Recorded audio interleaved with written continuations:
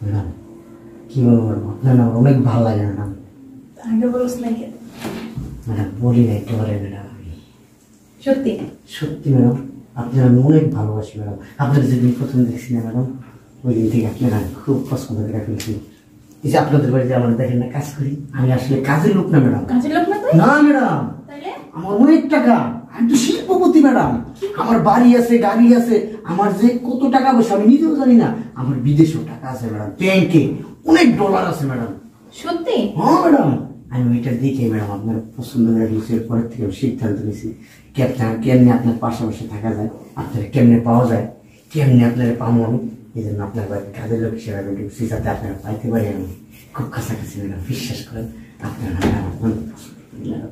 আমার পাইতে হলে কিন্তু অনেক টাকা দিতে হবে। কি বলেন ম্যাডাম, কত টাকা দিতে হবে ম্যাডাম? বলেন বলেন, আমি রাজি আছি ম্যাডাম, বলেন না ম্যাডাম। 1 কোটি। 1 কোটি টাকা কোনো টাকা হলো ম্যাডাম? আপনার কাছে ওই টাকা কিছুই না ম্যাডাম।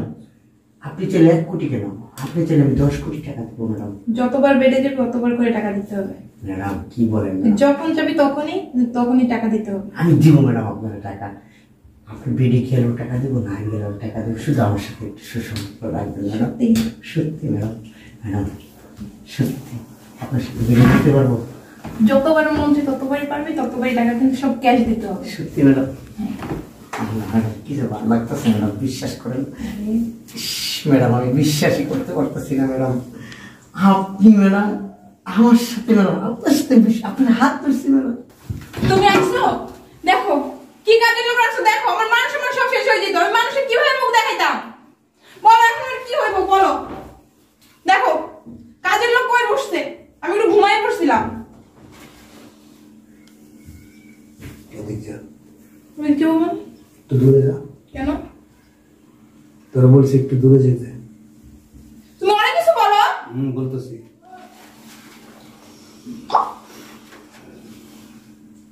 এদিকে আছে না, ওই পাশে আসবে, ওই পাশে দাঁড়াবে। স্যার আচ্ছা এদিকে আয়। তুই বসে ওট ওট ওট। না আমি বসি। ওট। তুমি আমার মারতেছো কেন? দাঁড়া। কি বলে বল। আরে আমি একটু ঘুমাই পড়ছিলাম, কাজের লোক চলে যাচ্ছে কেমন, আমার গায়ের উপরে পড়ে গেছে। একটু তো আমি সর্বনাশ হয়ে যায়, মানুষের মুখই দেখাতে পারতাম না। মানুষের তো এমন মুখ দেখাতে পারছি না।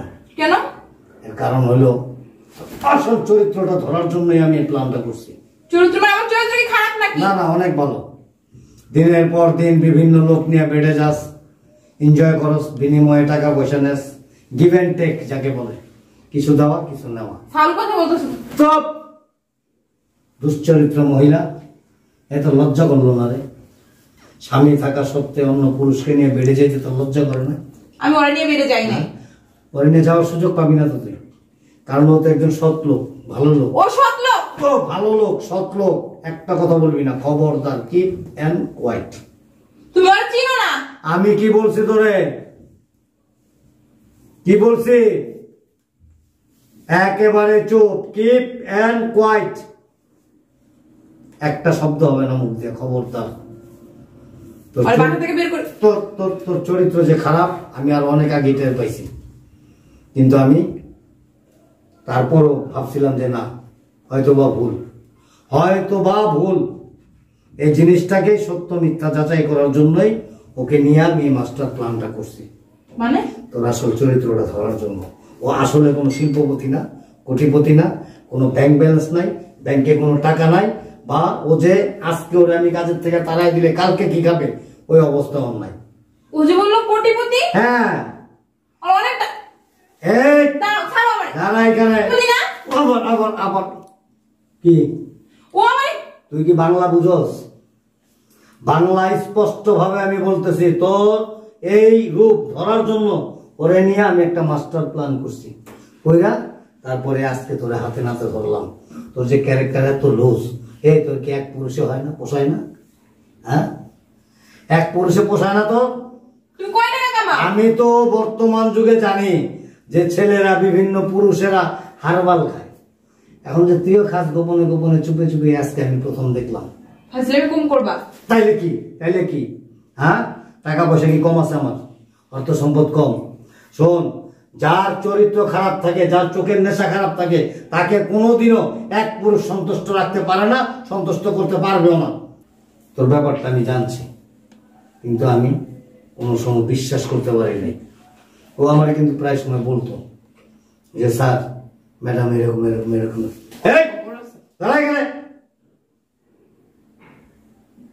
আমি ওরা বলছি যদি তোর সাথে তুই ওর সাথে এরকম একটা অভিনয় কইরা তুই প্রমাণ দিতে পারস, সেদিনে আমি বিশ্বাস করব।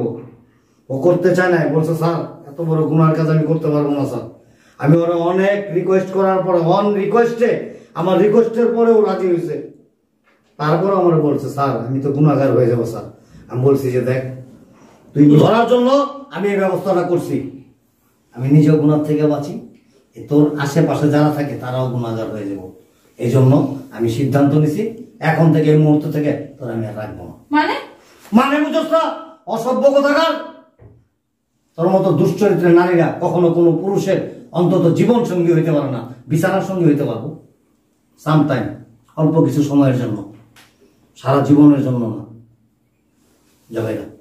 কই যাবো আমি? কই যাবি মানে? অন্য পুরুষের সাথে যখন বেড়ে যাস তখন এই চিন্তাটা করস না যে আমি বিবাহিত, আমার স্বামী আছে, আর একটা পুরুষ একটা নারীর জন্যই যথেষ্ট, তোর তো হাজার হাজার পুরুষ লাগে। লজ্জা করলো না তোর একটা বার? এই একটা ইজ্জত কতজনকে দেখাইতে পারস? হ্যাঁ, কতজনকে দেখাইতে পারস? মরবি না রে? আল্লাহ খোদার ভয় তোদের ভিতরে নাই? হ্যাঁ, অসভ্য মহিলা কোথাকার। তোমার কাছে আমি চিরকৃতজ্ঞ। তোমার আমি দেখে নেব। কি দেখে নিবি? তুই কি দেখে নিবি? তুই কি দেখে নিবি? ও গরিব হইতে পারে, কিন্তু ওর মান সম্মান বোধ আছে, মর্যাদা আছে একটা।